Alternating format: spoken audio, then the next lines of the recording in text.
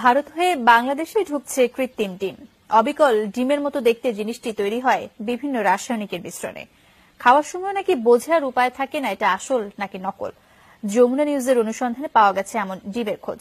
আমাদের নিয়মিত আয়োজন আমাদের খাদ্যে আজও থাকছে আখলাকুস সাফার রিপোর্ট।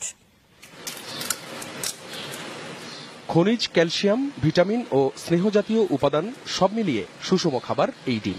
প্রায় প্রতিদিনের খাবার তালিকায় থাকে এর উপস্থিতি। কিন্তু এই ডিমেও নাকি ভেজাল হচ্ছে। সন্দেহ থেকেই বাজারের এমন দুটি ডিম নিয়ে যমুনা নিউজ হাজির হয় কৃষি গবেষণা ইনস্টিটিউটে। পরীক্ষা নিরীক্ষার পর এই বিজ্ঞানী জানালেন এর একটি আসল, একটি নকল। পচনশীল কিছু জিনিস আছে এর ভিতরে, যেন অ্যালুমিনিয়াম দেয়, অন্যান্য জিনিস দেয়, এটা থেকে ব্যাড স্মেল আসতে পারে। এর জন্য কিন্তু ওখানে দেখা যায় যে বেশ কিছু প্রিজারভেটিভ দিয়ে দিচ্ছে যাতে দীর্ঘদিন এই ডিমটা ভালো থাকে।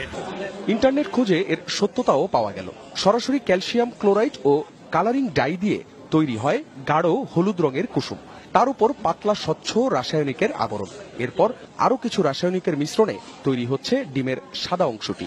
ডিমের মধ্যে যে একটা আবরণ থাকে, এই আবরণটাও থাকে এবং তারপরে ক্যালসিয়াম কার্বনেট থেকে এই উপরের এই আস্তরণটা দেয়া হয়, তারপরে উপরে কালার করা হয়। ইভেন এমন করা হয় যে রং করে যে ওর সাথে মুরগির যে মাঝে মধ্যে রক্ত লেগে থাকে বা ময়লা লেগে থাকে সেটাও আসলে ওরা ইম্পোর্ট করে দেয় আর্টিফিশিয়ালি। এটা নিশ্চয়ই শরীরের জন্য ক্ষতিকর।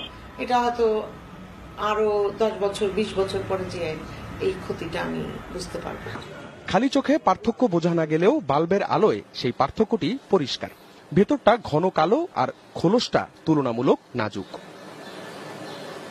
ডিমের পাইকারি বাজারে অনুসন্ধান চালিয়ে পাওয়া গেল সীমান্ত দিয়ে এ ডিম আনা একজনকে। অর্ডার দিয়ে আসে, কেউ ধরে না, কিছু বলে না।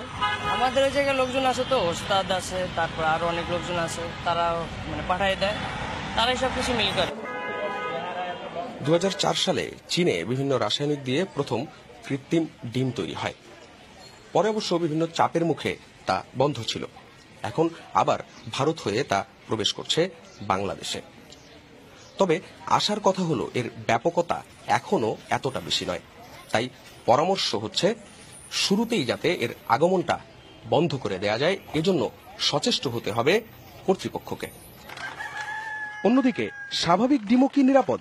মুরগিকে যে হারে অ্যান্টিবায়োটিক আর স্টেরয়েড খাওয়ানো হচ্ছে তা ঢুকে যাচ্ছে ডিমের মধ্যেও।